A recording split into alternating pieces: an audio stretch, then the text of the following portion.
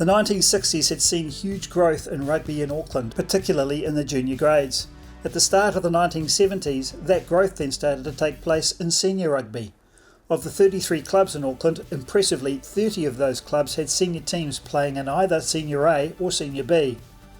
In 1971, there was a 10-team Senior C grade added, meaning the number of senior teams grew from 30 to 40 teams.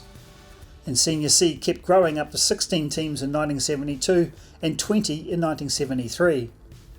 In 1974, all 34 Auckland clubs fielded senior teams across the three sections, and the growth demanded a review of how it all ran. Just as impressive as the growth of club senior teams was that there was a full reserve grade for both Senior A and Senior B since 1969, but not for the new Senior C grade, which started in 71.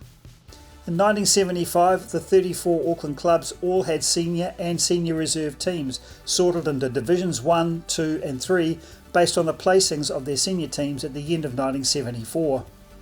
There were 10 teams in Division 1 and 12 teams in each of Divisions 2 and 3. There was a further 17 teams that were placed in a Senior B grade for those clubs that had sufficient numbers to build another senior team, meaning a record 51 senior teams being entered that year.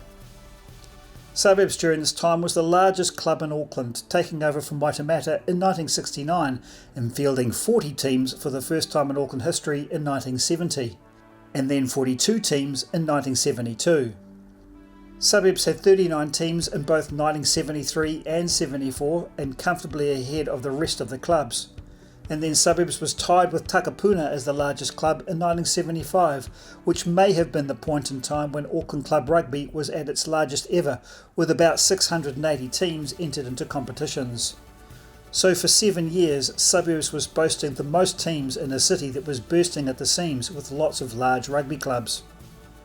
It was said, no doubt by fervent Suburbs supporters, that it meant it was the largest club in the world at that time.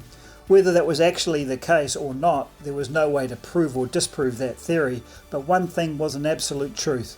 It was a golden time in the history of the Suburbs Rugby Club.